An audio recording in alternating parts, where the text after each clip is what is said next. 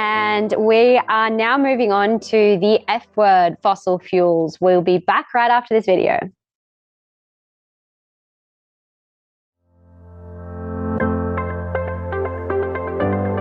From 2021 to 2022, global fossil fuel consumption subsidies doubled to reach an all-time high of $1 trillion. With global energy prices receding, now is the right time to phase out fossil fuels in favour of renewable energy. But many energy companies disagree, as this directly conflicts with their investments. So who should take the lead in phasing out fossil fuels? What is preventing us from already taking action? What role do digital solutions play in phasing out fossil fuels? And how can oil and gas companies pivot their strategies to renewable energies? Get the answers to these questions and more in our upcoming panel, The F Word, Fossil Fuels. Welcome back. We are now moving on to the panel discussion, the F word, fossil fuels. So we are going to ask the questions, should we still be subsidizing fossil fuels? What are the major challenges of energy companies in decarbonizing? And how can they pivot their strategy? To answer these questions, we have four experts with us today. We have Jochen Schwill, who is the founder of Spot My Energy, and he was also the founder of Next Kraftwerke, the operator of one of Europe's largest virtual power plants. He is passionate about renewable energies, energy markets, and digitalization. Jochen, thanks for joining us again at gridXdays. Happy to be here, Greta.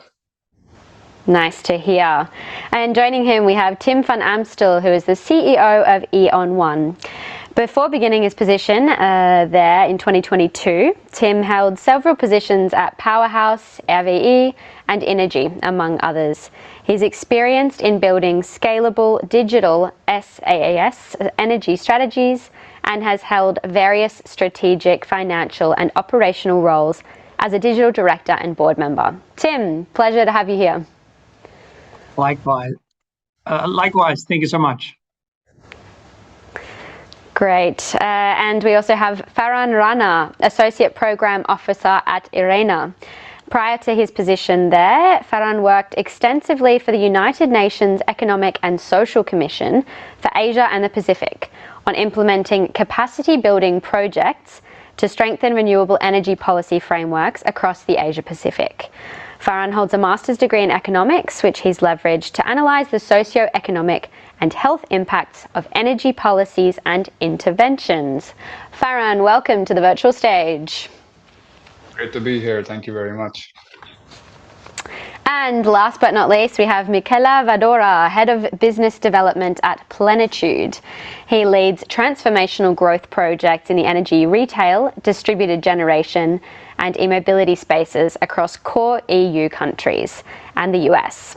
With an entrepreneurial mindset and more than 15 years of corporate experience in the energy sector, he helps companies continuously innovate their business models and to face the challenges and grasp the opportunities of the energy revolution. Michele, pleasure to have you here. Welcome. Thank you very much. Happy to be here. Great. So we're going to start with the big topic of fossil fuel subsidies. Faran, I've got some numbers here. The International Monetary Fund found that fossil fuel subsidies soared to $7 trillion in 2022. This is the equivalent of 7.1% of global gross domestic product and an increase of over $2 trillion since 2020. They argue that with global energy prices receding, now is the right time to phase out fossil fuel subsidies. So, big question, what is stopping governments from cutting fossil fuel subsidies and incentivizing consumers to make greener consumption choices? Yeah, it's a very important yet a very complex question, but let me just start by stating that IRENA's World Energy Transition Outlook, which presents an energy transition pathway to put the world in line with a 1.5 degree compatible scenario, clearly states that we need to urgently phase out fossil fuel subsidies and channel more resources towards the energy transition. But like I said, the complexity of phasing out subsidies cannot be overstated. This touches on the very livelihoods of people. Our current reliance on fossil fuels not just affects energy, but our food systems, our industrial sectors, our healthcare, and so on. So removing subsidies, fossil fuel subsidies in a country will have an impact on these aspects. And in many cases, an inflationary impact that could be felt disproportionately by the lowest income populations. So there is a large social and economic challenge associated with phasing out fossil fuel subsidies that governments need to carefully navigate. And it's tricky when the political cycles in most countries last only 4 to 5 years. It does encourage short-termism. Decisions that are, although beneficial in the long run, could prove unpopular in the short term. But even when the political will is there and phasing out can take place, it needs significant financial resources for investments in renewables, energy efficiency, other public infrastructure, for example, in transport. But even more importantly, phasing out needs to be accompanied with well-designed and targeted social safety nets. And this also requires specific resources and expertise.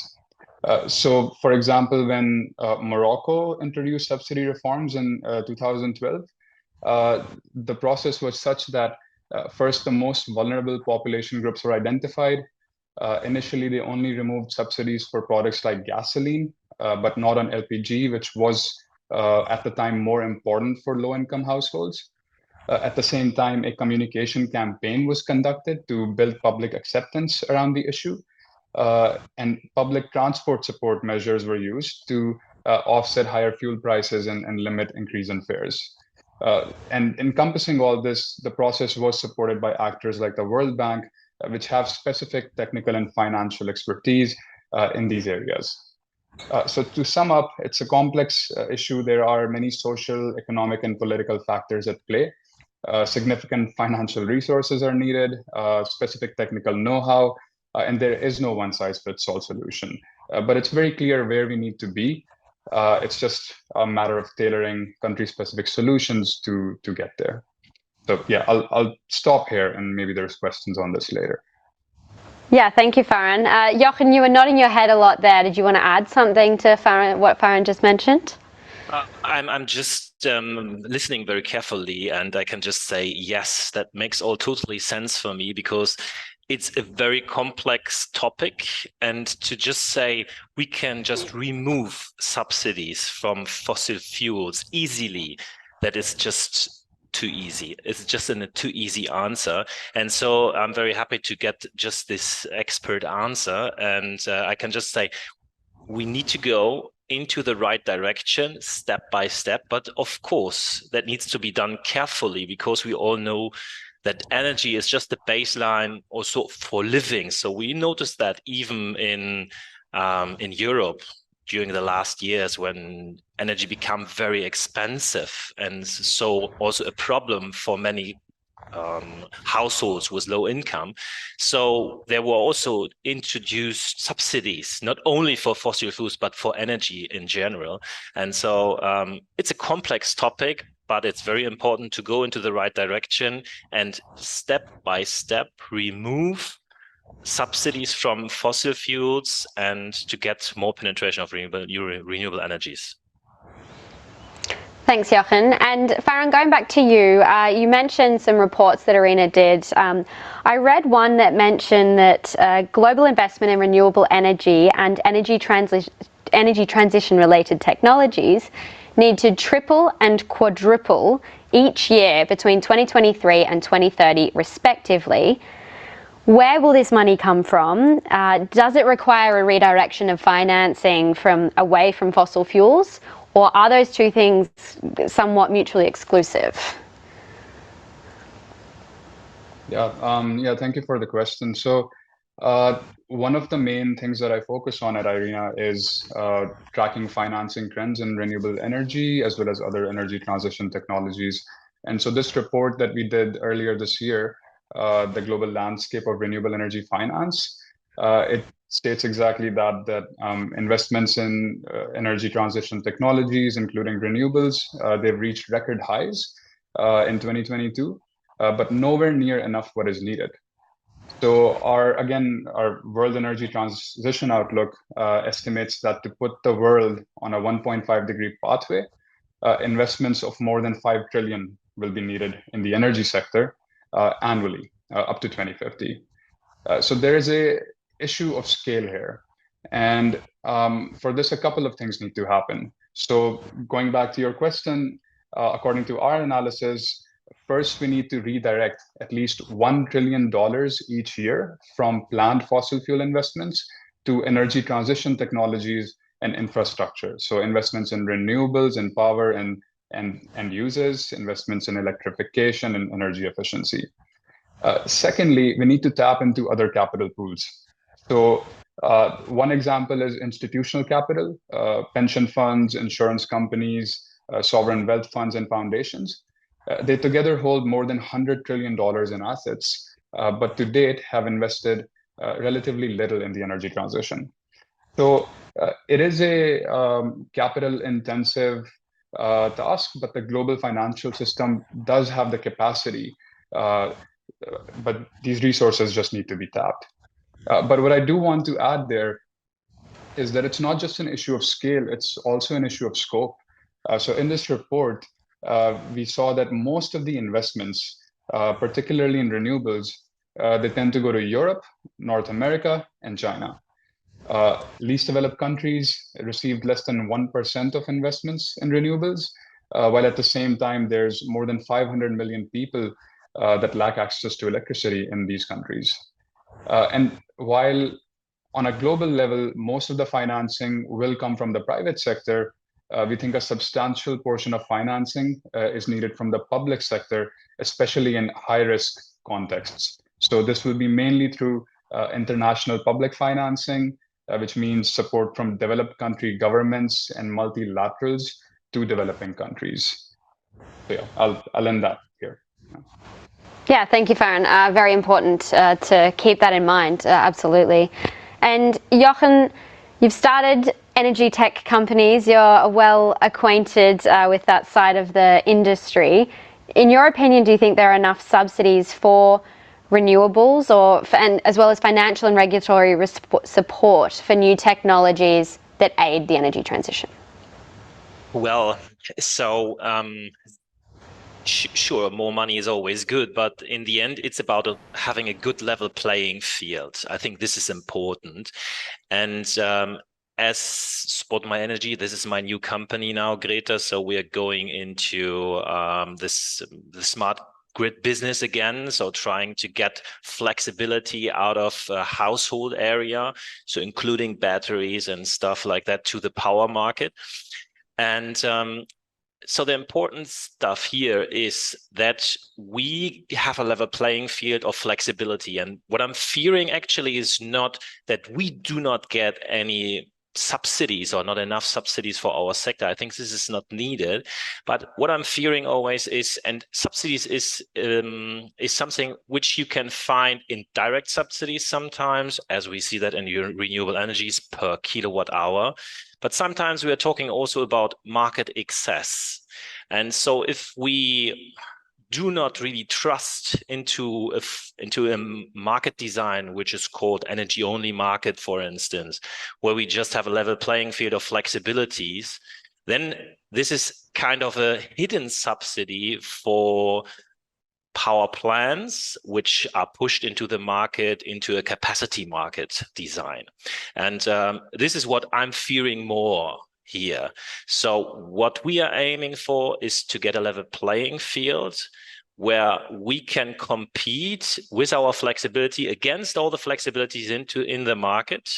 And I think this is then a fair approach where the best will win and get their share of the market. And this is something which we are aiming for and which is my wish. I'm not aiming for more subsidies, but a level playing field. Thanks, Jochen. And Tim, Speaking about digitalization, new technologies, digitalization and decarbonisation somewhat go hand in hand when we're talking about the energy transition. Why are digital solutions so crucial when we're talking about phasing out fossil fuels?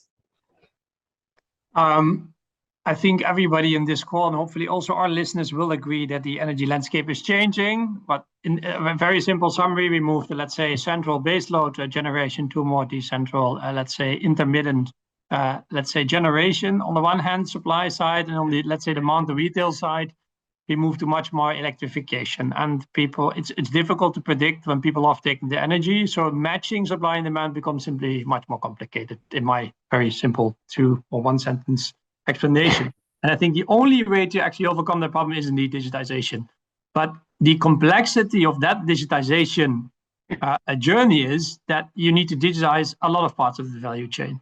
Because on the one hand, you need to digitize grids much more, because we need to know exactly at the lowest, let's say, local, low voltage distribution grid, what is happening in real time, every single second in every geographical area. On the other hand, we also need to make sure that anybody with either, let's say, consumption or local production, because also consumers moving to prosumers, I think consumers move to prosumers, and some even call them flexumers now. If you're a household, you can produce electricity, you can offtake energy, it can be a mix of everything, and it's just changing. There you also need to digitize. But this is really a complex puzzle, because that means you try to connect worlds who never have been connected. We have the unbundling law in Europe. Don't even try to touch it. It's legally complicated. It's really tough. But you need to overcome these hurdles in order to master the energy transition.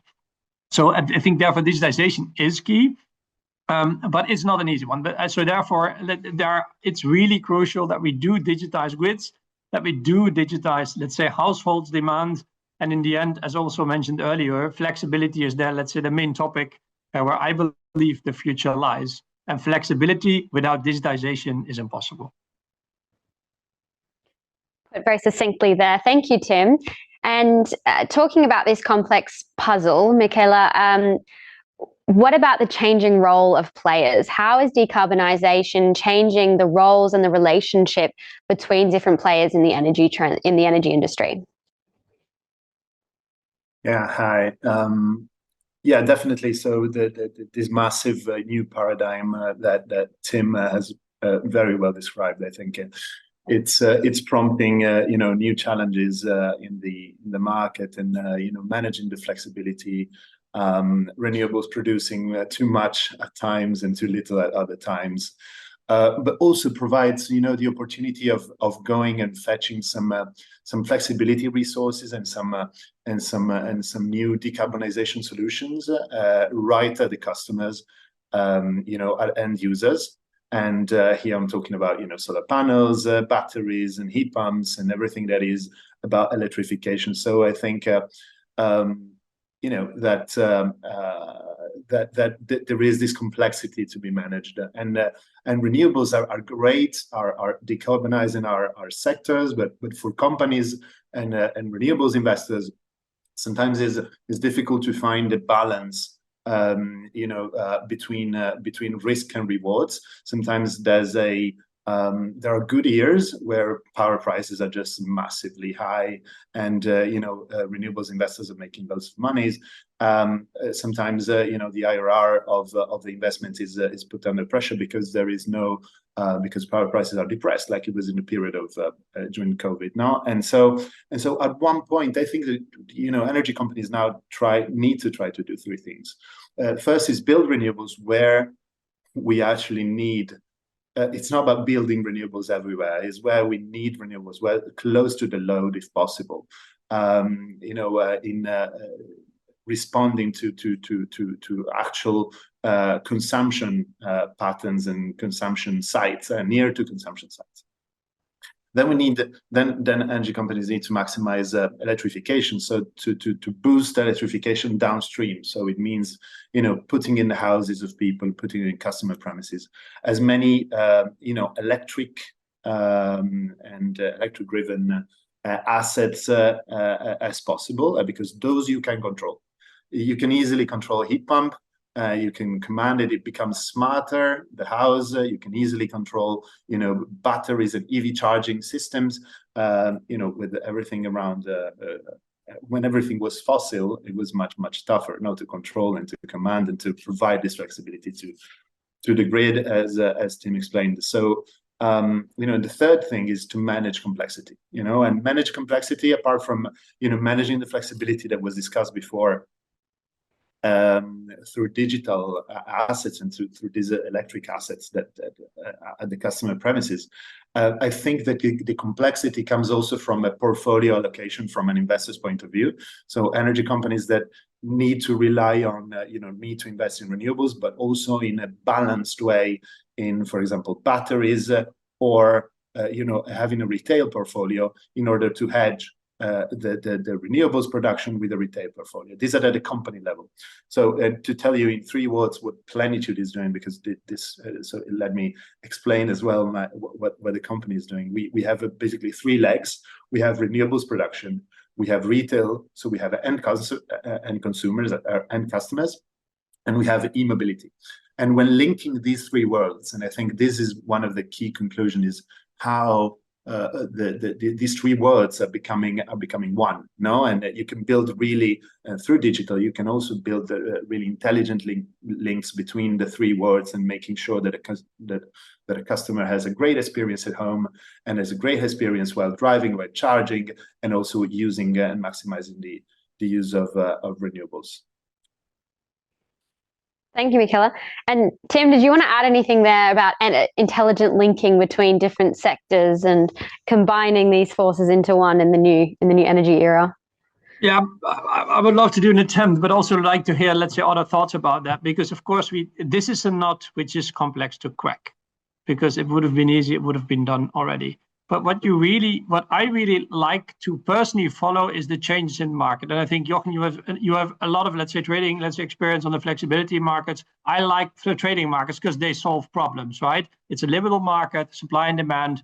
If there's not enough, let's say, demand of our supply, prices go up or down. This is in a very simple way where I believe in, but it's not fully there yet. And I think, Michele, you also touched one important topic there, which is not market related, the so-called sourcing of your power and gas as a retailer, which becomes also more complicated in certain ways. Again, this steals down to flexibility. But I love to always advocate that in the Netherlands, I'm Dutch, in case you have not noticed, that there is a so-called local congestion trading market, live, operational. And for me, this is really a nice example of where the future will go to. I think it's owned by the few DSOs which the Dutch which the Netherlands have. And it simply is simply a trading platform where the DSOs indicate on which specific geographical level there is a problem. They need more power, they need less power. And this is what can simply, where you can connect to with your flexibility and where you can trade.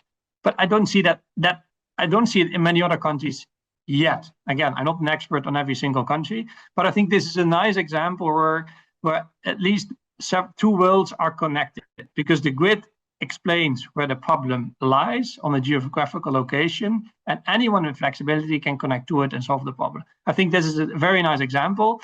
Secondly, Michele, but I also see that big energy players, E.ON is similar, right? We have approximately 50 million customers across multiple countries, and you need to source, let's say, these customer offtake profiles, including some complex clients which also generate their own electricity. And that becomes more and more difficult. Because the customer profiles are simply changing. At least I have an electric car, and I normally start charging when I come from home. And this is a huge spike, which is not at the ideal moment when the grid is actually having its toughest problems. And sourcing the electricity is also becoming more and more complicated for retailers. So for a retail organization itself, the flexibility is also needed to better hedge their profiles. That is a very complicated topic. But at least, coming then back to your question, again, digitalization is their key. But flexibility, what is flexibility? Is it demand response? Is it the smart algorithms which actually allow you to trade on different markets? Are we talking about, let's say, virtual power plants, connecting smaller assets together and trade, or a little bit of everything altogether? And I believe in the latter, but I'm very curious to also get other thoughts. Jochen, you wanted to add something? Yeah, Tim was just touching upon my favorite topic. So I would love to add something here, which is local markets. So I'm just a very big fan, Tim, of what you're doing in the Netherlands, and actually which is in place in several different countries. But in Germany, it's still something which is politically not so much, not a big will to change something here. So I guess it would be very important to include local price signals into the power market to get flexibility into local markets, but not only trade flexibility at a global market level, such as in ancillary service markets. Ancillary service markets is an example which had a huge, that is a super success story in Germany, because the prices came very much down. We added a lot of additional flexibility, extra marginal flexibility, which not used to be there some years earlier. So we sourced flexibility in the market, found flexibility. There's a lot more flexibility. And it's often, when you look into several studies, it's very hard to predict how much flexibility we can find. But that's the magic of the market in the end. If you let the market allow to source flexibility, to include flexibility and give it. So first of all, we have to build a marketplace where we allow that flexibility can be added, can give their value to the power market. And so there's a huge need. We see all these high redispatch costs in the market, which is kind of hidden, so that people are not talking too much about it, just once in a year when it's going to be published by the TSOs. And then during some days, there's a big discussion coming up, and then we are not talking about it any longer for a year. But it's a rising number, an incredibly high number already, and so we could really work on this if we would allow to add more flexibility on a local level, and we could all help. We could all help here. Michele, you wanted to add something there? Yeah, I know. I guess, it's also one of my favorite topics. So, and I wanted to ask, Jochen and Tim and Faran, what they think about the, more market prices being more locational, more nodal. There is a massive discussion in the UK currently. You're talking about very high redispatch costs in Germany, where there's one market price. And there's the TSO takes over and manages the ancillary market later on. So what if, nodal prices were more widely adopted, like they are in the US, for example? Happy to give it a try. I think it depends on how you would actually define, let's say, the trading market, right? If you talk about splitting bidding zones, that's one way of doing that, and I'm not sure whether this is the right thing. But adding a so-called, what I call, local congestion trading market, like there is in the Netherlands, is actually what you just mentioned, I believe, Michele, because I really believe in that. I really see there the benefit. I also previously liked your example, Jochen. Indeed, the ancillary reserve market, if prices go down, let the market have solved it. And maybe adding to that, I still recall, when was it, like 10 years ago, where people were saying that if you would have 10% of volume of renewables in the market will, let's say, will be destroyed. It was impossible. But where are we right now as of today? I don't know, 20, 30%, depending on the source. Maybe someone can help me there. But we came, let's say, it's the volume is much higher than everybody ever would have imagined to be possible. So, and there you see that the market is solving it. And also linking that to the early question asked, whether we need to invest into renewable subsidies, a lot still goes into renewable energy, but I also expect that to change and going to different assets, much more to batteries, hopefully as well to, let's say, smart grids, in order to solve the bigger problem. Thanks, Tim. We've just had a couple of questions from the audience. So kind of on a similar topic, someone asked, how would you set up local markets in Germany via a south-north split? I don't know who might want to take this. Jochen, would you want to answer this one? Yeah. Thank you, Greta. So, Michele, you just mentioned also nodal pricing. I think there are also several examples in the worldwide energy markets, that this can be complicated somehow because there's a lack of liquidity in the market on the zones, and so that can lead into market power and high prices again. So, but I think if we would talk about pricing zones, I would not go to nodal pricing, but go towards pricing zones in Germany. And I could imagine if we would start with 3-4 zones, we would have still enough flexibility and liquidity in the market, and that would already help the German market to be a lot more efficient. Of course, it is all difficult. We all know that because we are trading right now already on forward markets based on the whole German market. So how we can split a market which is already traded right now.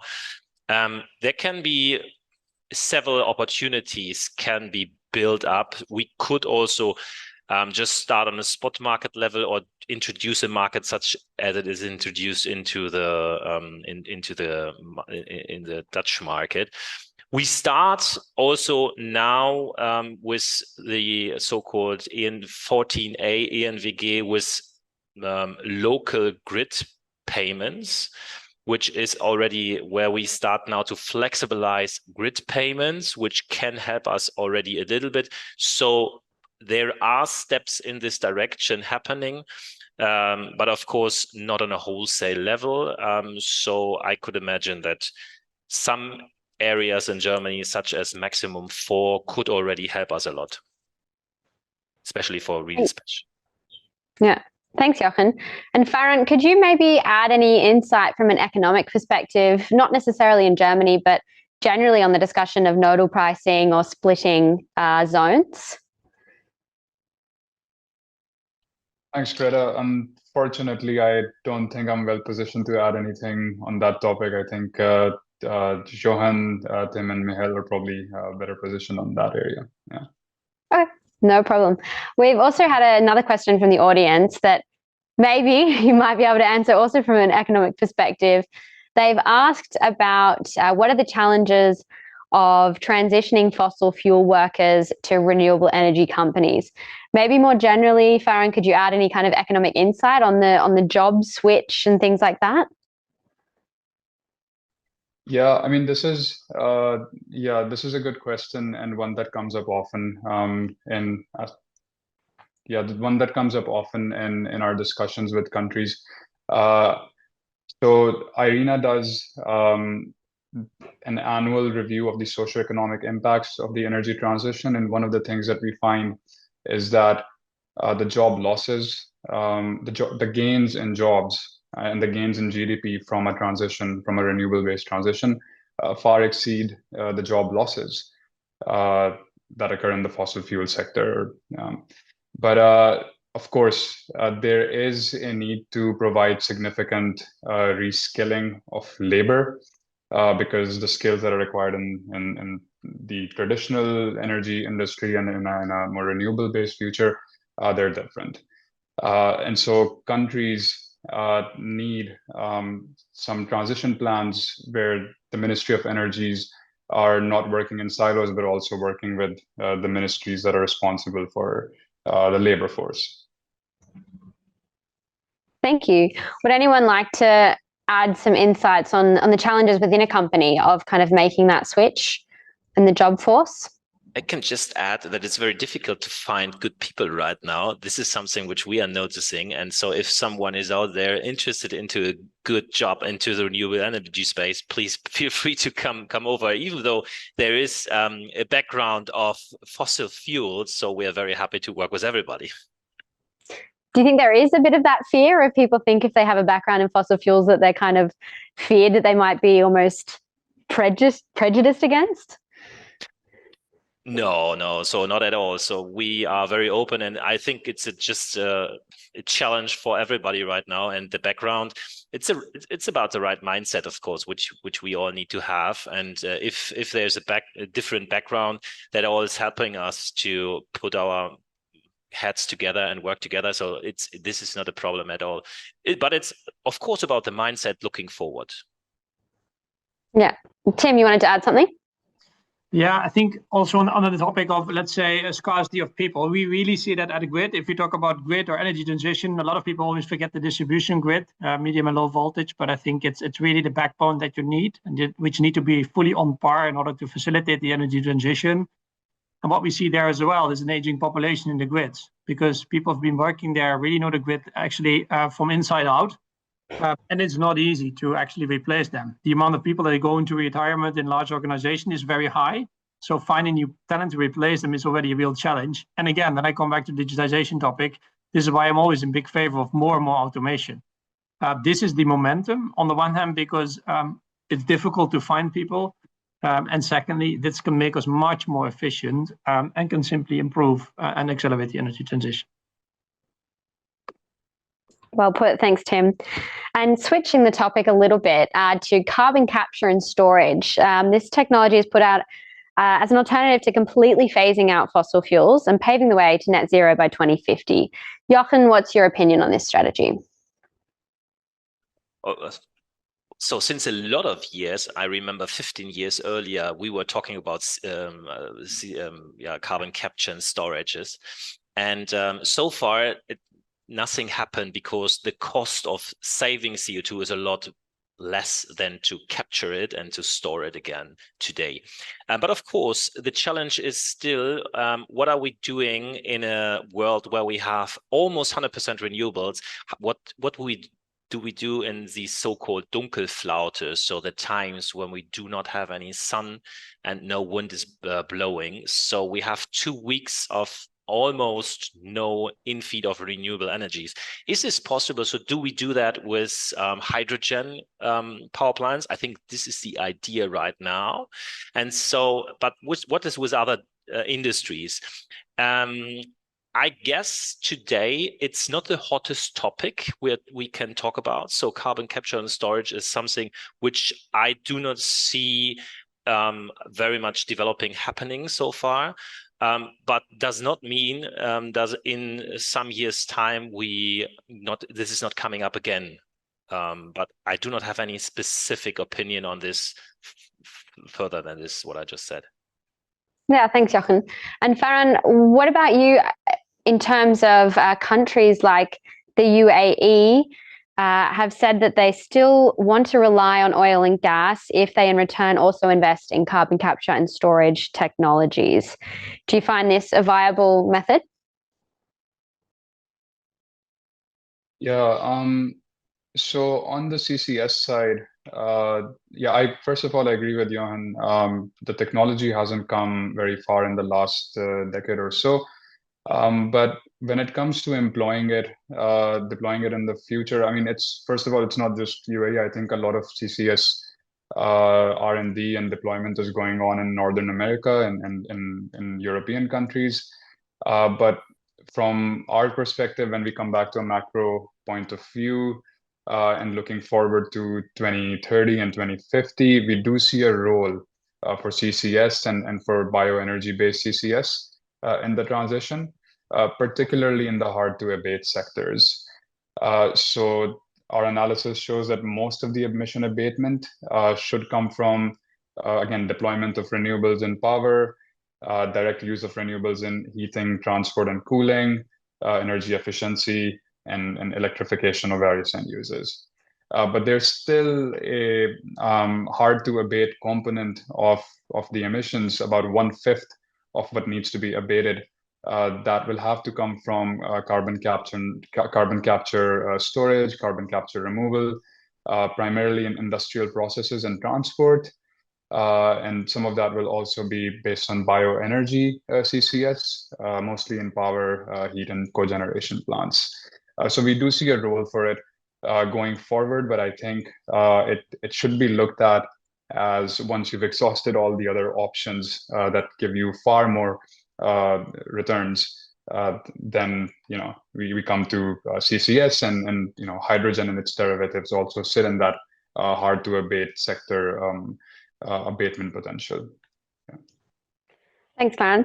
And navigating all of these different complexities, many different challenges, Michele, how can big energy companies navigate that? Should they be buying or backing startups, or should they be completely pivoting their strategy? Yeah, I think establishing a great collaboration between a energy company and the outside world of startups, scale-ups in a kind of an open innovation kind of mindset is vital, and it's a survival mode for companies. And just to give you some examples, I think that energy companies have great great scale, great fund potential, but often they operate with a mindset that is a bit risk averse, that is a bit the low decision making process, slower decision making process. And when it comes to innovation, when it comes to new things and testing and trying and daring new things on the market and investing in new technology, you need to leverage on who is best placed to take on board this risk. And so I think that creating verticals within a company is really interesting, and leveraging the external ecosystem is really vital. Just to give a few examples, I think that what we did in our company was a good choice. You acquire, you buy startups and scale-ups, and you don't really try to integrate them straight away. You need to let them work. And you need to build intelligent links between, for example, I don't know, your customer base or your communication potential and the startup and the scale-up, in order to give them the leverage that they need to thrive. But you need to give them the independence. You need to give them the flexibility, to not to overwhelm them with bureaucracy. And so this is one of the key points that I think it's vital, but mistakes could be around the corner. So and risks of buying someone that then it doesn't fit with the company culture is behind the corner. Then things will change. At one point, I think corporates will become more agile, and we are all trying to do these digital trainings, agile trainings, and I think the mentality will grow and will enable companies to really start incubating internal teams and new ideas, but always with an eye of what happens next door. Thanks, Michele. We're out of time, but Tim, I just want to get your final thoughts on that, of how companies can balance sustainability and risk, going on from what Michele just said. Yeah, I could not agree more. I'm a bit biased. So E.ON is a separate legal entity under the E.ON group, and we build our own software, and we invest into startup and scale-ups, but we also partner. The reason why we do that is simply to combine two worlds, that actually best of two worlds. On the one hand, you have, let's say, the big balance sheet of a large company. Secondly, you have a huge customer. And thirdly, you also have, let's say, you're relatively stable. Let's say you have certain security policies in place. We have processes in place which a startup scale-up can benefit from. And if you combine that with, say, the access to digital talent, this is for me also a crucial one. Startup scale-ups are much better in attracting talent. Secondly, in the agility, let's say the willingness to take risk and to find the sweet spot and seriously make difference. And then thirdly, their potential to scale, being close to the market, close to the customer. I really believe in that combination. So I believe that there is really a strength, but it's also about how you do that. And I think Michele said that quite nicely. If you completely integrate them, we all know the examples, it won't work. That's why I really believe in. We also have famous example in our organization for that. So if you cannot make them, let's say, flourish, if you kill creativity, then it's better not to buy anything. So it's one or the other. Thank you. On that note, we're going to have to finish the session, but thank you all so much. Really interesting discussion. Really appreciate all of your input. So thank you, and hope you'll have a nice day.